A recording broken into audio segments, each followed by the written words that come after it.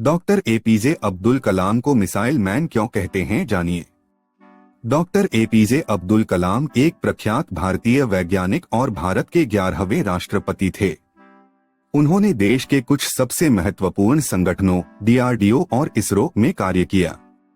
उन्होंने वर्ष 1998 के पोखरण द्वितीय परमाणु परीक्षण में भी महत्वपूर्ण भूमिका निभाई। डॉ कलाम भारत के अंतरिक्ष कार्यक्रम और मिसाइल विकास कार्यक्रम के साथ भी जुड़े थे। इसी कारण उन्हें मिसाइल मैन भी कहा जाता है। वर्ष 2002 में कलाम भारत के राष्ट्रपति चुने गए और 5 वर्ष की अवधि की सेवा के बाद वह शिक्षण, लेखन और सार्वजनिक सेवा में लौट आए।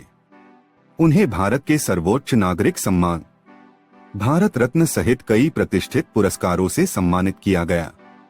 प्रारंभिक जीवन। अबुल पकीर जैनुलाब्दीन अब्दुल कलाम का जन्म 15 अक्टूबर 1931 को तमिलनाडु के रामेश्वरम में एक मुसलमान परिवार में हुआ। उनके पिता जैनुलबीदीन एक नाविक थे और उनकी माता अशियम्मा एक गृहिणी थीं। उनके परिवार की आर्थिक स्थिति ठीक नहीं थे, इसलिए उन्हें छोटी उम्र से ही काम करना पड़ा।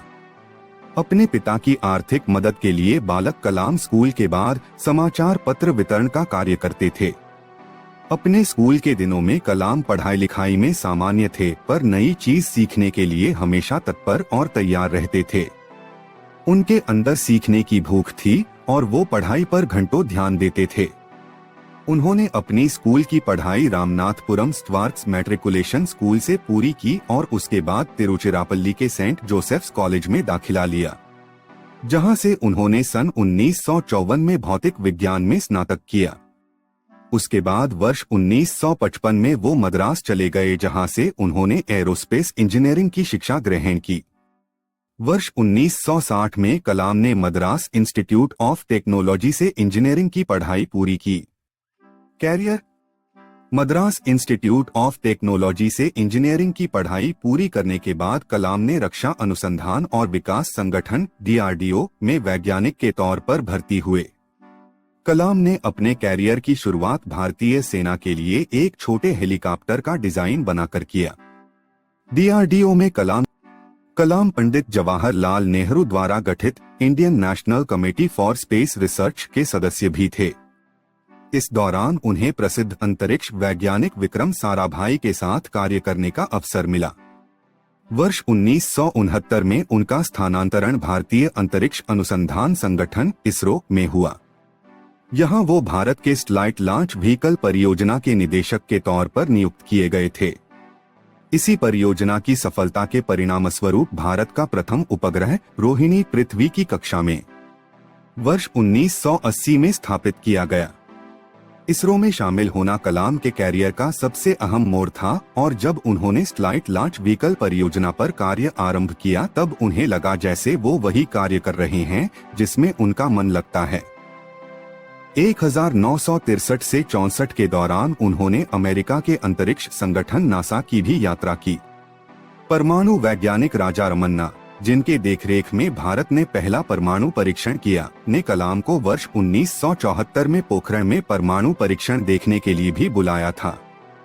70 और 80 के दशक में अपने कार्यों और सफलताओं से डॉ कलाम भारत में बहुत प्रसिद्ध हो गए और देश के सबसे बड़े वैज्ञानिकों में उनका नाम गिना जाने लगा।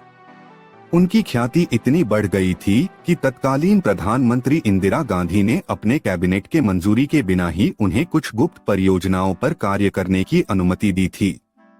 भारत सरकार ने महत्वाकांक्षी integrated guided missile development programme का प्रारंभ डॉ कलाम के देखरेख में किया। वह इस परियोजना के मुख्य कार्यकारी थे। इस परियोजना ने देश को अग्नि और पृथ्वी जैसी मिसाइलें दी है। जुलाई 1992 से लेकर दिसंबर 1999 तक डॉ कलाम प्रधानमंत्री के वैज्ञानिक सलाहकार और रक्षा अनुसंधान और विकास संगठन डीआरडीओ के सचिव थे। भारत ने अपना दूसरा परमाणु परीक्षण इसी दौरान किया था। उन्होंने इसमें एक महत्वपूर्ण भूमिका निभाई थी। आर चिदम्बरम के साथ डॉ कलाम इस परियोजना के समन्वयक थे। इस दौरान मिले मीडिया कवरेज ने उन्हें देश का सबसे बड़ा परमाणु वैज्ञानिक बना दिया। वर्ष 1998 में डॉ कलाम ने हृदय चिकित्सक सोमा राजू के साथ मिलकर एक कम राजू स्टेंट का नाम दिया गया। भारत के राष्ट्रपति। एक रक्षा वैज्ञानिक के तौर पर उनकी उपलब्धियों और प्रसिद्धि के मद्देनजर एनडीए की गठबंधन सरकार ने उन्हें वर्ष 2002 में राष्ट्रपति पद का उम्मीदवार बनाया। उन्होंने अपने प्रतिद्वंदी लक्ष्मी सहगल को भारी अंतर से पराजित किया और 25 जुलाई 2002 को भारत के 11वें राष्ट्रपति के रूप में शपथ लिया। डॉ कलाम देश के ऐसे तीसरे राष्ट्रपति थे जिन्हें राष्ट्रपति बनने से पहले ही भारत रत्न ने नवाजा जा चुका था। इससे पहले डॉ राधाकृष्णन और डॉ जाकिर हुसैन को राष्ट्रपति बनने से पहले भारत रत्न से सम्मानित किया जा चुका था। उनके कार्यकाल के दौरान उन्हें जनता का राष्ट्रपति कहा गया। अपने कार्यकाल की समाप्ति पर उन्होंने दूसरे कार्यकाल की भी इच्छा जताई, पर राजनीतिक पार्टियों में एक राय की कमी होने के कारण उन्होंने ये विचार त्याग दिया। 12वें राष्ट्रपति प्रतिभा पाटिल के कार्यकाल के समाप्ति के समय एक बार फिर उनका नाम अगले संभावित राष्ट्रपति के रूप में चर्चा में था, परंतु आम सहमति नहीं होने के कारण उन्होंने अपनी उम्मीदवारी का विचार त्याग दिया। राष्ट्रपति पद से सेवामुक्त होने के बाद का समय।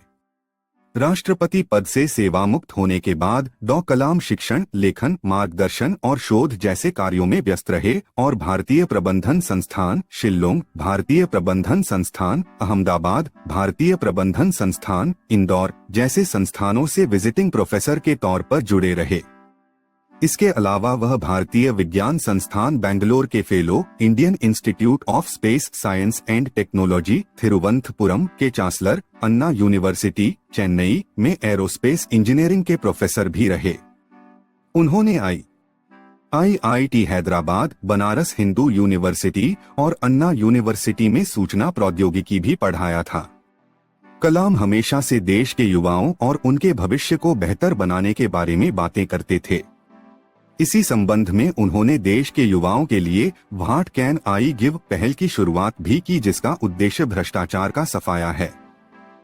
देश के युवाओं में उनकी लोकप्रियता को देखते हुए उन्हें 2 बार 2003 and 2004 MTV youth icon of the year award के लिए मनोनीत भी किया गया था। वर्ष 2011 में प्रदर्शित हुई हिंदी फिल्म आई म कलाम उनके जीवन से प्रभावित है। शिक्षण के अलावा डॉ कलाम ने कई पुस्तकें भी लिखी, जिनमें प्रमुख हैं India 2020, a vision for the new millennium, wings of fire, an autobiography, ignited minds, unleashing the power with in India, mission India, indomitable spirit आदि। पुरस्कार और सम्मान। देश और समाज के लिए किए गए उनके कार्यों के लिए डॉ कलाम को अनेकों पुरस्कारों से सम्मानित किया गया। लगभग 40 विश्वविद्यालयों ने उन्हें मानद डॉक्टरेट की उपाधि दी और भारत सरकार ने उन्हें पद्म भूषण, पद्म विभूषण और भारत के सबसे बड़े नागरिक सम्मान भारत रत्न से अलंकृत किया। मृत्यु 27 जुलाई 2015 को भारतीय प्रबंधन संस्थान शिल्लोंग में अध्यापन कार्य के दौरान उन्हें दिल का दौरा पड़ा, जिसके बाद करोड़ों लोगों के प्रिय और चहेते डॉ अब्दुल कलाम परलोक सिधार गए। दोस्तों, आपको ये कहानी पसंद आई तो वीडियो को लाइक और चैनल सब्सक्राइब करके एक प्यारा सा कमेंट कर देना।